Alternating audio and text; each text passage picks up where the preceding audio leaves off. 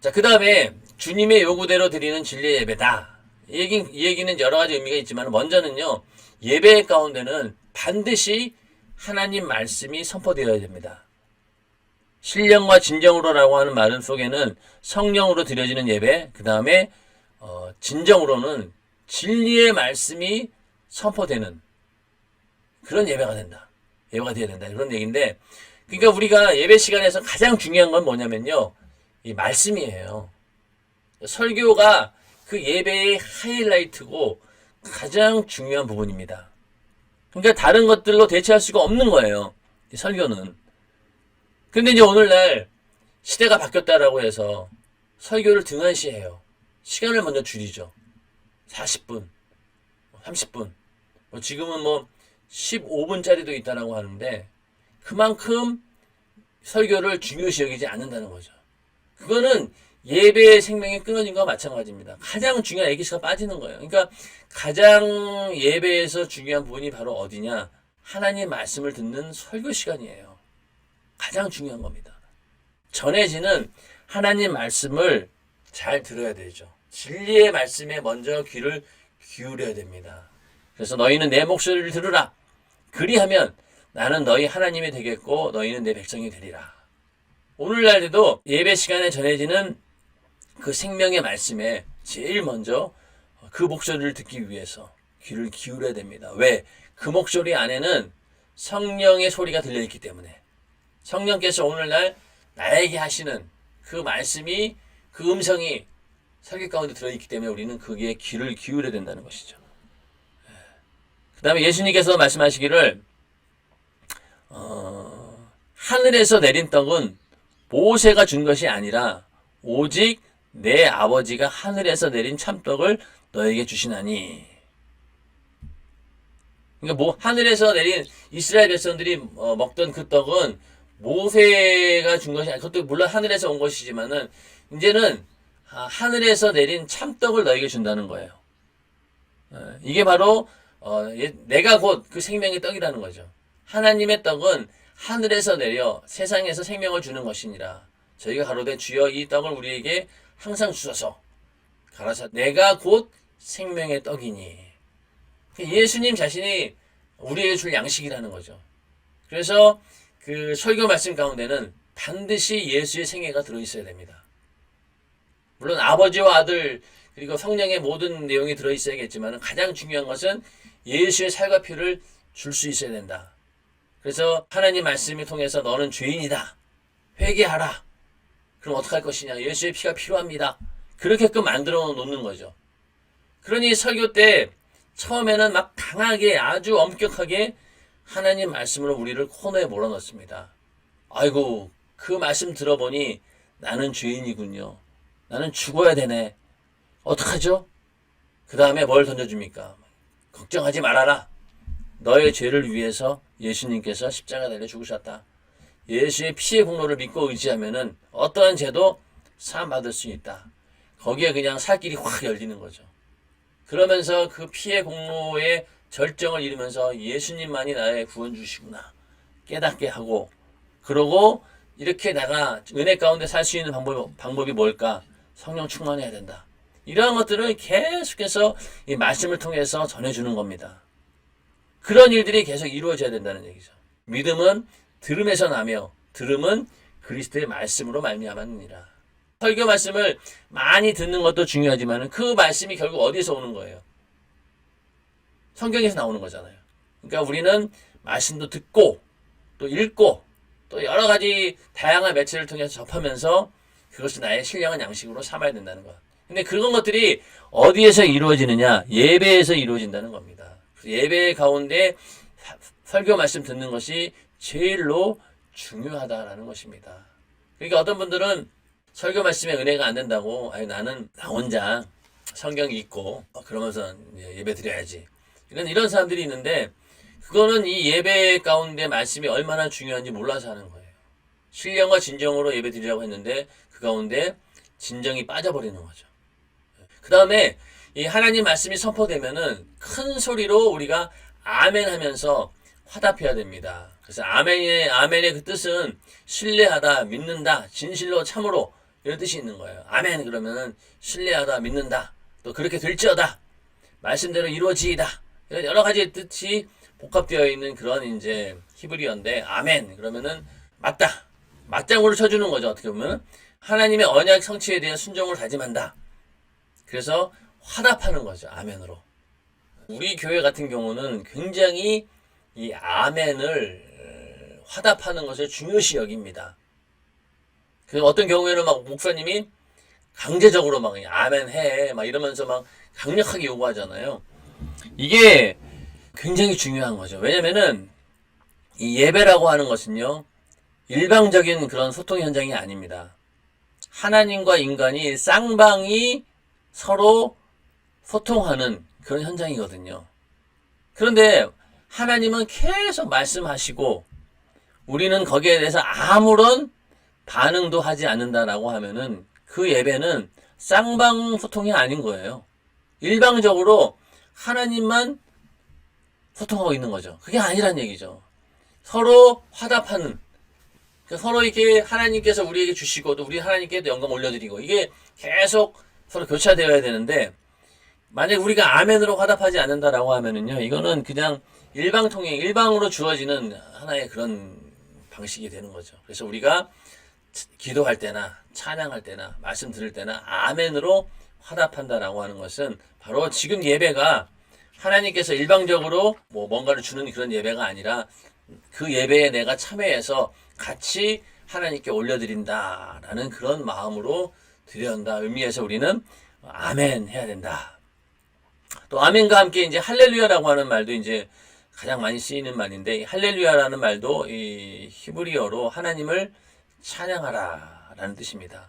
그래서 히브리어로 찬양한다라는 뜻의 할렐루와 하나님이라는 뜻의 야훼가 축약해져서 야를 합친 말이 할렐루야다 이렇게 얘기하고 있는데, 하여튼 하나님을 찬양하라라는 말이 할렐루야입니다. 그래서 이 할렐루야 아멘으로 이제 화답하게 되는데, 이것도 이제 성경에 나와 있죠. 시편 106편에 보면은 모든 백성들아 아멘 할지어다. 아멘 하라는 거잖아요. 그리고 모든 백성이 아멘하고 여호와를 찬양하였더라. 구약의 사람들도 하나님께 제사 드릴 때 예배할 때 아멘 했다는 거예요. 느헤미야서 8장에 보면은 이제 에스라가 이 당시 이제 학자이면서 또 부흥사 역할도 하고 선지 역할을 했던 그런 사람들인데, 이 에스라가 이제 모든 백성에 서가지고 저희 목전에 책을 펴니 책을 펼 때에 모든 백성이 일어서니라. 예배가 시작되고 이제 성경을 쫙 펴니까 모든 사람들이 다 일어난 거예요. 에스라가 광대하신 하나님 여호와를 송축하매 모든 백성이 손을 들고 아멘 아멘 응답하고, 그죠? 손을 들고 아멘 아멘 응답하고 몸을 굽혀 얼굴을 땅에 대고 여호와께 경배하였느냐. 아까 그거 말씀을 드렸죠. 예배 드릴 때 막 손을 들고 아멘 아멘 하고 몸을 굽혀가지고 땅에다 대고 하나님을 경배했다는 거 아니겠습니까? 이게 바로 구약시대에 되어지는 예배의 모습이다. 아멘으로 응답하는 것이 얼마나 중요한 것인가를 말씀하고 있는 겁니다. 또 여기 뭐 고린도전서에 있는 말씀은 이제 방언 기도하는데 이걸 알아듣지 못하는 사람들이 그 말이 무슨 말을 하는지 알지 못하고 어찌 아멘 하리요. 이 얘기는 결국 뭐냐, 이 신약시대 초대교회 때도 설교하면은 그 말씀에 대해서 아멘 했다는 얘기예요. 이만큼 설교 말씀을 듣고 아멘으로 화답하는 것이 중요하다. 그래서 우리 교회는 그런 것이 참 감사하는 거예요. 이게 분위기가 이게 형성이 안 되면은요, 이 아멘을 하고 싶어도 못 합니다. 왜? 다른 교회에서 만약에 대다수의 사람들이 아멘 하지 않는데 혼자 막 아멘 할 수가 없잖아요. 근데 우리 교회는 안 하는 게 이상하니까 오히려 다 합니다. 그냥 아멘 하고, 어떤 사람은 또 지나치게 소리를 질러가지고 다른 사람들이 전부 다 아멘 할 때 꼭 타이밍이 있고 늦거나 빠른 사람들이 있잖아요. 어떤 사람들은 목사님 말씀이 딱 떨어지자마자 내가 제일 먼저 아멘 해야지 이러면 아멘 하다 보면은 이게 오히려 귀에 거슬리는 그런 경우도 있어요. 그러나 하여튼 그 사람 입장에서는 하나님 말씀이 떨어지는 거 그걸 내가 그대로 그냥 빨리 받아먹겠다 이런 마음인데, 하여튼 그렇게 하는 거에 대해서 누가 뭐라고 하는 사람이 있냐는 거죠. 그리고 또 어떤 분들은 막 뒤에서 그냥 아멘 소리를 얼마나 크게 하는지, 그냥 그 소리가 너무너무 커가지고 그냥 다른 사람들 소리가 막 압도당하는 막 이런 아멘 소리 하시는 분들도 있잖아요. 그 사모하는 마음, 하나님 말씀을 내가 내 것으로 받아들이겠습니다라고 하는 절실한 마음이 들어있다는 겁니다. 그래서 아멘 하는 것은 바로 하나님 말씀에 내가 화답한다라는 그런 의미다. 그 다음에 이 하나님 말씀이 들려졌잖아요. 근데 그 말씀이 나에게 이루어지는 게 굉장히 중요한 거예요. 그래서 우리도 이제 설교 시간 끝나자마자 통성기도 시간이 있잖아요. 어떤 경우에는 막 5분, 10분 통성기도하는 그런 경우가 있는데 부흥회 때는 더 오래 하시죠. 이제 통성기도가. 그렇게 통성기도를 하는 이유는 뭐냐면요. 그 말씀을 내 안에 이루는 거예요. 기도를 통해서. 자, 말씀 들었어요. 그럼 회개해야겠다라고 회개해야 되잖아요. 아, 내 은혜에 너무 감사하구나. 감사해야 되잖아요. 그러려면은 그런 것들을 내가 말씀을 들었으면은 그것을 기도로 만들어내는 겁니다. 하나님 말씀이 내 안에 이루어지느냐, 안 이루어지느냐. 그 얘기는 결국 뭐냐? 영원한 생명이 왔다 갔다 하는 그런 아주 민감한 시간이 바로 언제냐? 통성기도 시간인 거예요. 우리는 말씀을 읽는 것으로 끝나는 자들도 아니고 듣는 것으로 끝나는 자들이 아니라는 거죠. 그 가운데 기록한 것을 지키는 자, 내 것으로 만드는 자가 되어야 된다는 말입니다. 통성기도 하는 게 뭐냐? 그 말씀을 내가 기도를 통하여서 이루리라 하는 그런 믿음을 가지고 하는 게 기도잖아요. 그래서 그렇게 하나님 말씀이 내 안에 이루어지도록 간절히 기도하는 시간이기 때문에 이 통성기도 시간은 굉장히 중요합니다. 목사님께서도 이 통성기도 시간을 굉장히 예민하게 생각하세요. 그래서 어떤 경우에는 막 통성기도 할 때 조금이라도 영감이 흐트러지면 난리가 나죠. 그 영감을 흐트러뜨리는 막 행동하는 걸 보고 굉장히 막 책망도 하시고. 근데 보통 사람들은 설교 말씀 끝났으니까 야 이때다 화장실 가자. 그러고 막 움직이는 그런 경우들이 있는데 그건 절대 용납돼서는 안 됩니다. 왜냐면은 이 통성기도가 이 예배의 그 절정이에요. 어떤 면에 나에게 있어서는 가장 유익한 시간인 거예요.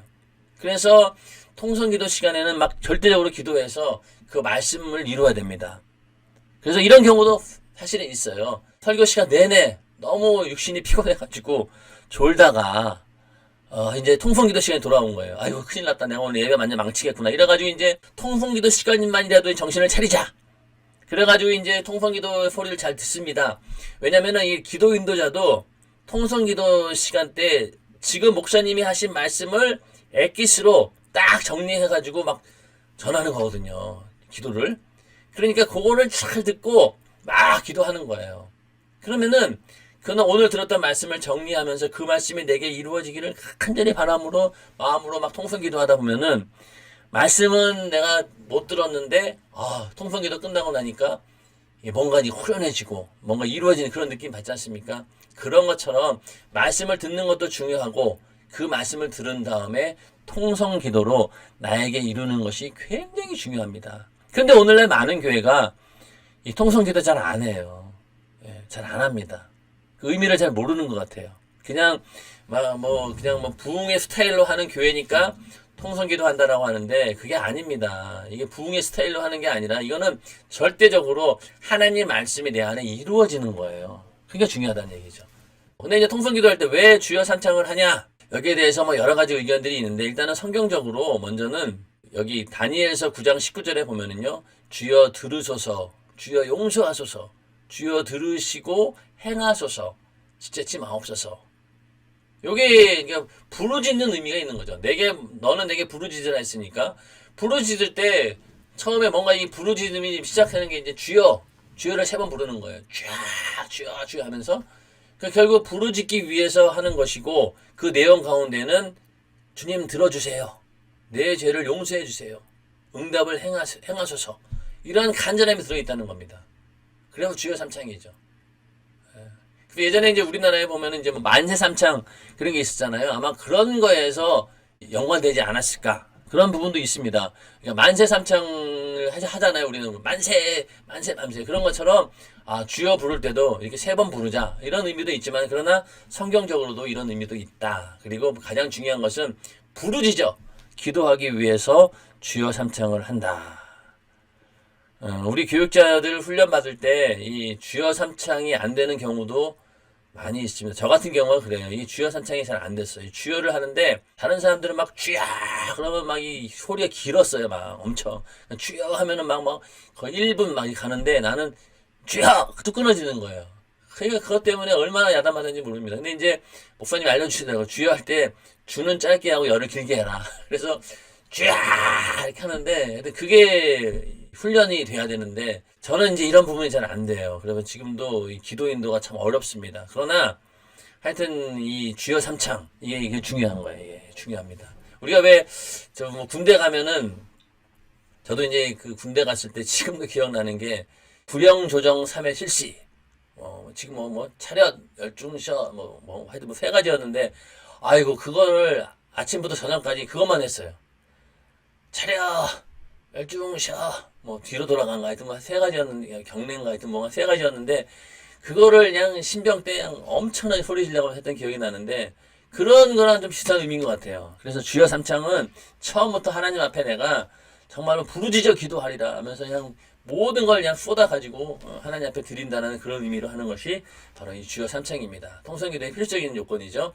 이 통성기도를 우리가 1시간, 2시간 한다라고 하는 것은요. 대단한 겁니다. 다른 교회에서는요. 하지를 못해요. 한 사람이 만약에 2시간 동안 통성기도를 인도한다? 그거 어지간한 능력 가지고는 못해요. 목사님들도 못해요, 잘. 그래서 우리 교회는 그게 너무나 흔한 일이잖아요. 1시간은 그냥 합니다. 평신도들도 해요.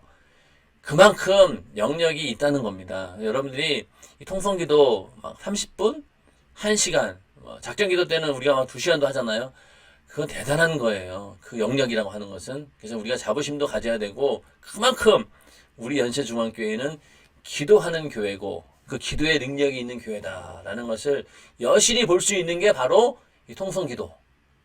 그 가운데서도 말씀 끝나고 나서 반드시 통성기도 시간이 있다라고 하는 것이 굉장히 중요하다. 그것이 내 말씀을 나 안에 이루는 시간이다. 그렇게 이해하시면 되겠습니다. 그 다음에 우리의 예배 가운데는요, 감사가 있어야 되겠죠. 이것도 굉장히 중요한 조건인데, 감사로 하나님께 제사를 드리라.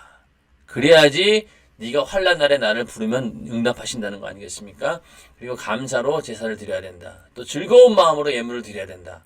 또 즐겨내는 자를 사랑하느니라. 이건 여러분 잘 읽어보시면은 잘 아는 내용인데, 하여튼 감사가 빠지면은 이 모든 예배가 또 헛된 예배가 되는 것이죠. 그 다음에 삶 전체가 예배가 되게 하라. 여기 이제 요즘 이제 이 코로나 바이러스로 인한 요 상황에서 굉장히 중요한 내용이기도 한데, 로마서 12장 1절에 그러므로 형제들아 내가 하나님의 모든 자비하심으로 너희를 권하노니 너희 몸을 하나님이 기뻐하시는 거룩한 산 제사로 드리라. 이는 너희의 드릴 영적 예배니라. 또 그런지 너희가 무엇을 먹든지 마시든지 무엇을 하든지 다 하나님의 영광을 위하여 하라. 자, 이 예배라고 하는 것이 범위가 단순히 교회에서 드려지는 예배를 끝나는 것이 아니라, 요 밑에 이제 그 글을 좀 보면은요, 교회로 출발하면서부터 예배는 시작된다는 거예요. 아, 내가 교회에 가서 오늘 예배 드려야지 라는 그런 마음을 가지고 출발합니다. 그 순간부터 예배는 시작된 거예요. 그러면서 예배당에서 절정을 이루고 또 하나님의 손길을 힘입어 우리 삶 속에서 마무리되어야 된다. 그때 우리의 삶 자체가 온통 예배가 되는 것이다. 자, 교회로 출발하는 그 순간부터 예배가 되는 거예요. 그래서 그 먼 거리에서 왔다 갔다 하시는 분들이 오히려 복된 사람들이에요. 왜냐면은 예배 드리려고 지방에서 오시는 분들이 있잖아요. 그분들은 언제부터 준비합니까? 그 전날부터 준비해야 돼요. 그러니까 온통 생각이 거기에 있는 거예요. 아, 내일 예배 어떻게 드릴까? 그리고 이제 아침에 일찍 새벽같이 나오잖아요.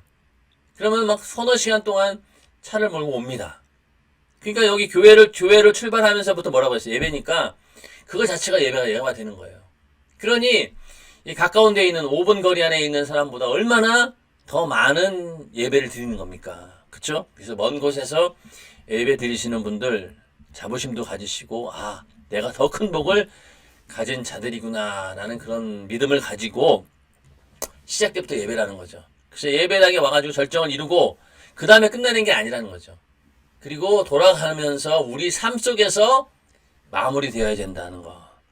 예를 들어서 오늘 예배 동안에 내가 서로 사랑하라 라는 말씀을 들었다라고 하면은 그 말씀이 실제 우리의 삶 가운데 그대로 이루어져야 된다는 거. 그래야지 우리 삶 전체가 온통 예배가 되는 것입니다.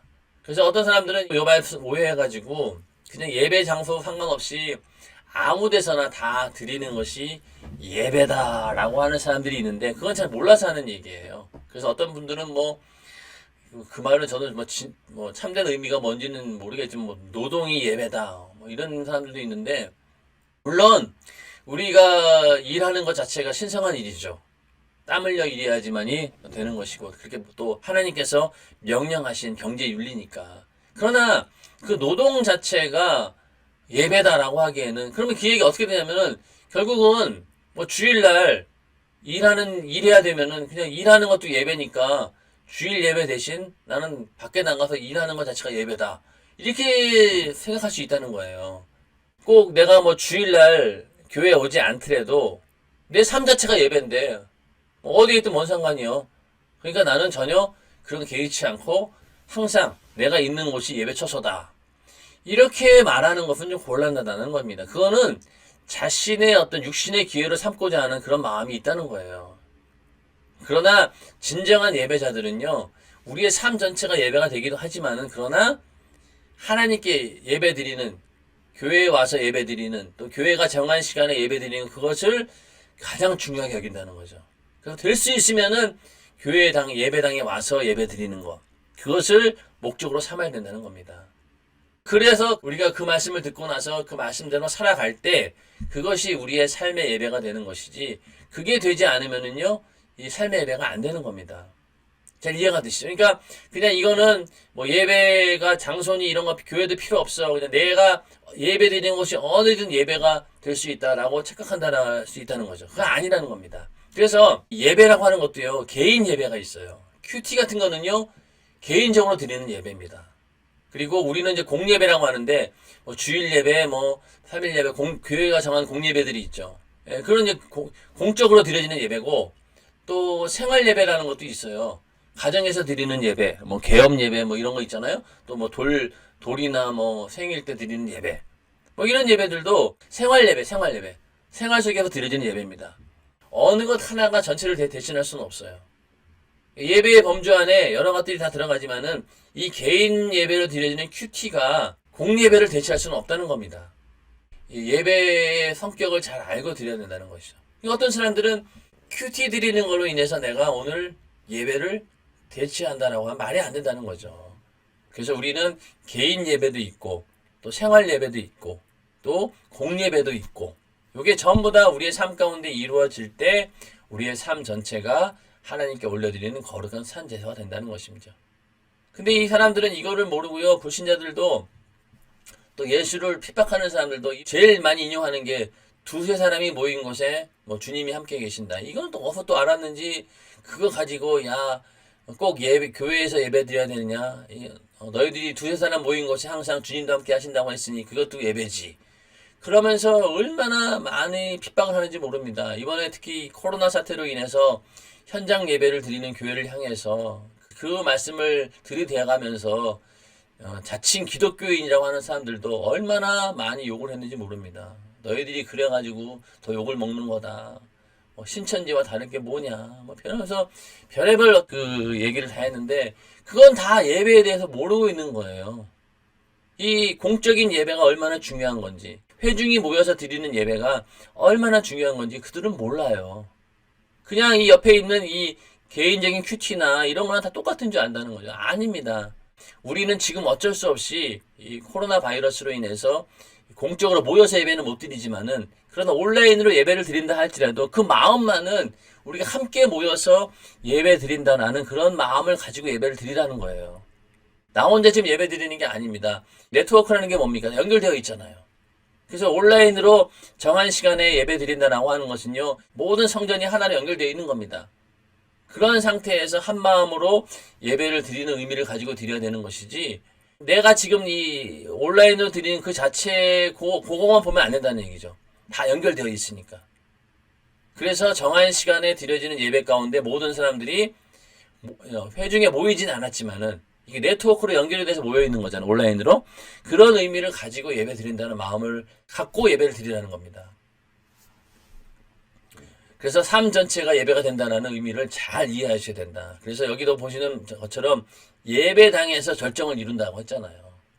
우리는 세상에 살다가 교회에 와서 말씀을 듣고 또 세상으로 나가야 되는 거예요. 군대로 치면은요, 다시 한번 정신무장, 또 영적으로 무장해가지고, 또 그리고 하나님의 능력으로 무장해가지고 다시 세상으로 나가서 싸우는 그런 곳이 바로 교회입니다. 교회에 와가지고 그런 능력을 받고 다시 훈련받고 몸을 또 다시 갖추어가지고 나가 싸울 준비를 해야 되잖아요. 그런 곳이 교회입니다. 그러니까 3일날에도 모여야 되고 금요일날 때도 모여야 되고 주일날도 모여야 되고 계속 신령한 양식으로 나를 채우지 않으면은 절대로 이 세상과의 싸움, 악한 마귀의 싸움을 당연히 길이 없거든요. 그래서 우리는 교회에 와서 말씀 듣고 예배를 드려야 된다는 거. 그러니까 얼마나 교회에서 드리는 예배가 중요하다는 거죠. 앞으로 이 코로나 사태 이후로 아무리 온라인 예배가 활성화되고 또 그 중요시 여긴다 할지라도 그러나 현장 예배가 주는 그 감동만큼은 절대로 주지 못합니다. 이게 비유가 적절한지 모르겠지만은 영화를 보더라도 극장 가서 보는 거하고요. 집에서 다운로드 받아서 보는 거하고 똑같습니까 이게? 완전 차이 나요. 그런 것처럼 또 왜 야구 경기를 보더라도 TV로 중계 보는 거하고 실제로 야구장 가서 보는 거하고 이게 뭐가 얼마나 큰 차이 납니까? 잘 아시잖아요. 예배도 마찬가지라는 거죠. 그래서 예배도 현장에서 드릴 때 제대로 모든 걸 볼 수 있는 겁니다. 왜냐하면 이 방송이라고 하는 것은요 제한적이거든요. 보여지는 것들이. 그러나 현장에서 드리게 되면은 나의 모든 오감을 통해서 여러 방면에서 경험할 수 있는 것들이 있어요. 그런 것들을 온라인은 놓칠 수 있으니까 우리는 현장에서 드리는 것이 중요하다. 그래서 지금은 비록 이렇게 되어 있지만은 현장 예배를 드려야 된다. 그래서 여러분들도 격리 대상자가 아니시라고 하면은요 철저하게 자기를 잘 관리하시고 예배하는 자리에 나와서 현장에서 예배하기를 권유합니다. 그래서 그 감동을 놓치지 말아야 된다는 것. 또 은연중에 자기 자신이 이런 육신의 기회로 삼는 그런 부분도 있기 때문에 내가 정말로 하나님께 예배하기를 원하는가, 사모하는 마음이 있는가 잘 돌이켜보면서 이런 현장 예배가 얼마나 중요하다는 것을 다시 한번 깨닫는 그런 계기가 되었으면 좋겠습니다.